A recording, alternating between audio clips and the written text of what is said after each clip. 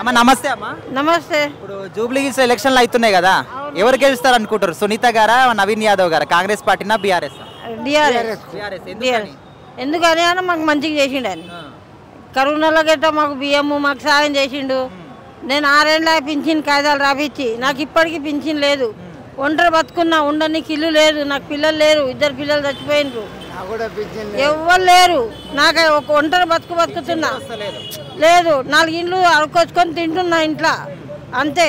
అడుకొచ్చిన పైసలు కిరాయి కట్టుకుంటున్నా, అంతేగాని నాకు అంతకు తప్ప ఎవరు లేరు. రేవంత్ రెడ్డి అయితే ₹1 నాకు సాయం చేయలేదు. ఇల్లు వచ్చింది, రిజల్ట్ చేసేసిండ్రు, అమ్ముకున్నారు. డబల్ బెడ్రూమ్ వచ్చింది, నాకు ఫోన్ వచ్చింది, ఓటు వేసాను.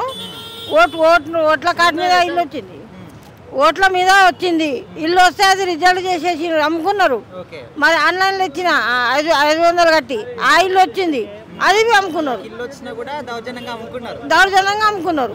నాకు ఇల్లు ఇవ్వలేదు, ఉండడానికి ఇప్పుడు ఏ జాగా లేదు, తినడానికి తిండి గిట్టలేదు. నాకు అంత పేదగా బతుకుతున్నా నేను. ఎవరు కొడుకులు లేరు, బిడ్డలు లేరు, అడుకొచ్చుకుంటున్నా. 4 ఇండ్లు పోయి అడుకొచ్చుకొని ఏమన్నా హెల్ప్ చేయాలి నాకు, ప్రభుత్వం హెల్ప్ చేయాలి. నాకు ఉండడానికి ఇంత ఇల్లు, నాకు తినడానికి ఇంత తిండి. భర్త గిట్ట లేడు, భర్త పారిపోయిండు, ఎక్కడ చచ్చిపోయిండో ఏమో తెలియదు. ఇక హెల్ప్ చేస్తారు, టీఆర్ఎస్ వాళ్ళు హెల్ప్ చేస్తారు. బియ్యం కాడికి వెళ్ళి, మాకు బట్ట కాడికి వెళ్ళి వాళ్ళు హెల్ప్ చేస్తారు మాకు, అట్లా.